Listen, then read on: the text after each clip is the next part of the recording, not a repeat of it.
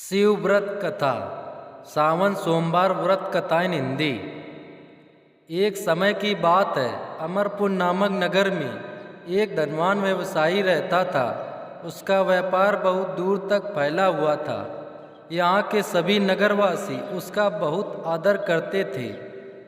उस व्यापारी के पास किसी भी चीज़ की कमी नहीं थी, लेकिन फिर भी वह अपने जीवन में सुखी नहीं था।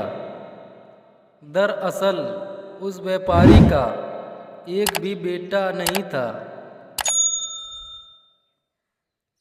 जिस कारण हर समय उसे यही चिंता सताती थी कि उसके मरने के बाद उसकी संपत्ति की देखभाल कौन करेगा। वह व्यापारी बेटे की चाहत में हर सोमवार को बाबा भोलेनाथ की पूजा करता और शाम ढलते ही मंदिर जाकर शंकर भगवान के सामने दीप जलाता था। एक दिन माँ पार्वती उसकी श्रद्धा भक्ति से खुश हो गई। उन्होंने बाबा भोलेनाथ से उस व्यवसायी की इच्छा पूरी करने के लिए प्रार्थना की। इस पर भगवान शिव ने कहा, इस दुनिया में हर किसी को उसके कार्यों के आधार पर फल मिलता है। भगवान शंकर के समझाने पर भी पार्वती जी नहीं मानी। वह लगातार बाबा भोलेनाथ से यही कहती रही कि उस व्यापारी की इच्छा पूरी कर दीजिए। अंत में शिव जी ने माँ पार्वती के अनुरोध पर उस व्यापारी को बेटे का वरदान दे दिया। आशीर्वाद देने के बाद भगवान शंकर ने पार्वती माता से कहा, मैंने आपके अनुरोध पर उस व्यापारी को बेटे की प्राप्ति का आशीर्वाद तो दे दिया, लेकिन उसका बेटा केवल 16 साल की उम्र तक ही जीवित रहेगा। यही बात भगवान शिव ने उस व्यापारी के सपने में जाकर उसे भी बताई। वरदान पाकर व्यापारी प्रसन्न था, लेकिन बेटे की उम्र 16 साल होगी सोचकर वह फिर दुखी हो गया। वह पहले की तरह फिर से हर सोमवार को भगवान शंकर की पूजा करने लगा। कुछ महीने बीतने के बाद उसके घर में एक बच्चे ने जन्म लिया जो बहुत सुंदर था। उसका नाम अमर रखा गया। बेटे के जन्म के साथ ही व्यापारी के घर में खुशियां छा गईं। बेटे के जन्म की खुशी में एक समारोह का भी आयोजन किया गया। इस जश्न के माहौल में व्यापारी अभी भी दुखी था। हर समय उसे यह डर लगा रहता था कि उसका बेटा अधिक दिनों तक जीवित नहीं रह सकेगा। धीरे धीरे समय बीतता गया और उसका बेटा अमर 12 साल का हो गया। एक दिन व्यापारी ने अपने बेटे को अपनी पत्नी के भाई दीपचंद के साथ पढ़ाई के लिए बनारस भेज दिया। वाराणसी जाते समय रास्ते में जहाँ भी अमर और दीपचंद आराम करने के लिए रुकते, वहाँ वो यज्ञ और ब्राह्मणों के लिए भोजन की व्यवस्था करते जाते थे। कुछ दूर जाने के बाद अमर और दीपचंद एक नगरी पहुँचे। यहाँ नगर के महाराज की बेटी चंद्रिका की शादी थी, जिसके लिए पूरे नगर को दुल्हन की तरह सजाया गया था। ठीक उसी समय बारात भी आ गई। इस समय लड़के का पिता परेशान था, क्योंकि उसके बेटे की एक आंख खराब थी। उन्हें डर था कि अगर लड़की वालों को यह बात पता चल गई तो वह शादी तोड़ देंगे। तभी उसकी नज़र अमर और दीपचंद पर पड़ी। लड़के के पिता के मन में तुरंत ये ख्याल आया कि क्यों न अमर को ही दूल्हा बनाकर शादी के मंडप में बैठा दिया जाए। एक बार जब उसका विवाह राजकुमारी से हो जाएगा तो फिर उसके बाद कुछ पैसे देकर वहाँ से विदा कर देंगे। फिर राजकुमारी और अपने बेटे को अपने घर ले आएंगे। लड़के के पिता ने बिना देरी किए दीपचंद से इस बारे में बात की और धन का प्रस्ताव रखा। दीपचंद ने पैसों के लालच में आकर तुरंत हाँ बोल दिया और अमर को दूल्हा बनाकर मंडप में बैठा दिया। यहाँ राजा ने राजकुमारी का कन्यादान कर विवाह संपन्न कराया और बहुत सारी संपत्ति के साथ अपनी बेटी को विदा किया।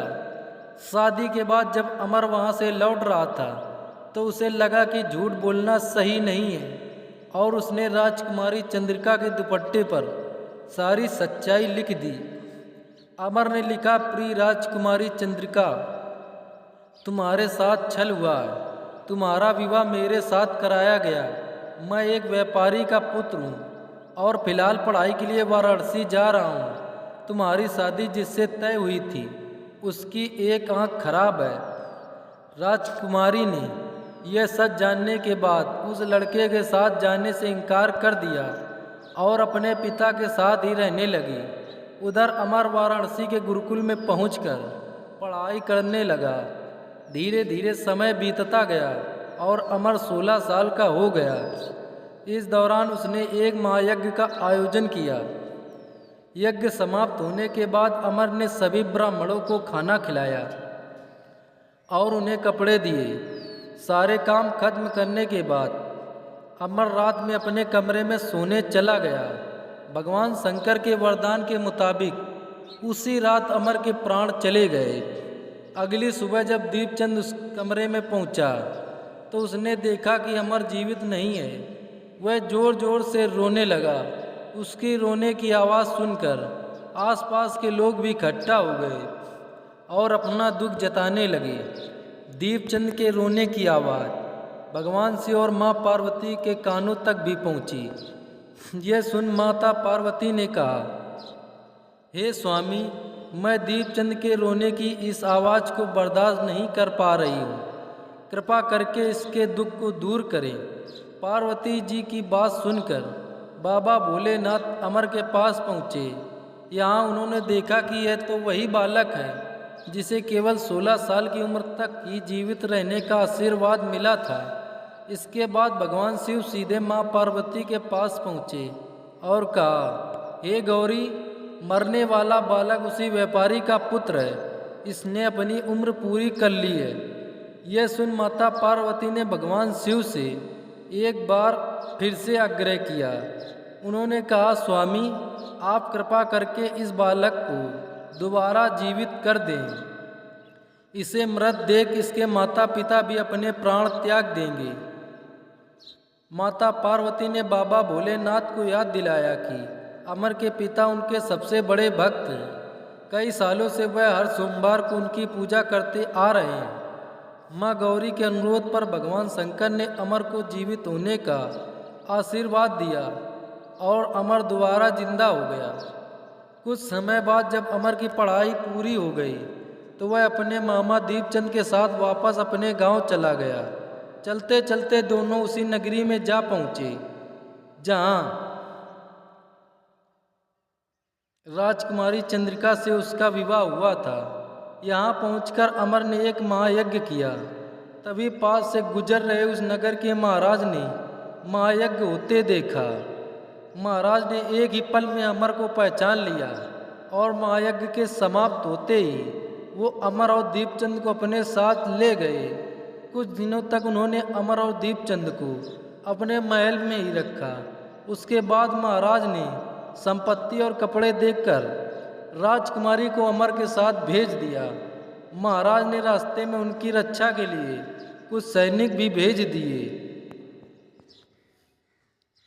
दीपचंद भी महल से अपने नगर पहुंचा और दूत के हाथों अमर के आने की सूचना व्यापारी तक पहुंचाई।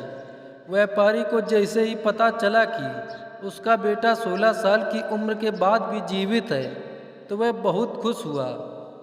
दरअसल व्यापारी और उसकी पत्नी दोनों ने खुद को एक कमरे में बंद कर लिया था। वह बिना कुछ खाए पिए अपने बेटे का इंतजार कर रहे थे। दोनों ने यह प्रण लिया था कि अगर उन्हें अपने बेटे की मौत की खबर मिली तो वह भी अपनी जान दे देंगे। दूत की बात सुनकर व्यापारी और उसकी पत्नी नगर के अन्य लोगों के साथ अपने बेटे के स्वागत के लिए नगर के गेट के पास पहुँचे। यहाँ उसे पता चला कि उसके बेटे की शादी एक राजकुमारी से हुई है। वह दोनों साथ में आए हैं। उनकी खुशी दोगुनी हो गई। बेटे और अपनी बहू का स्वागत उसने काफ़ी धूमधाम से किया। उसी रात एक बार फिर से बाबा भोलेनाथ व्यापारी के सपने में आए और कहा, मैं तुम्हारी भक्ति से खुश हूँ।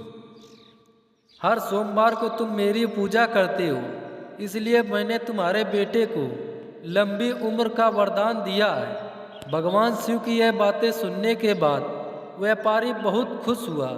बेटा का जीवन वापस मिलने के बाद भी व्यापारी हर सोमवार को भगवान शिव की आराधना करता रहा। इससे शिव पार्वती दोनों की कृपा व्यापारी के घर में बनी रही।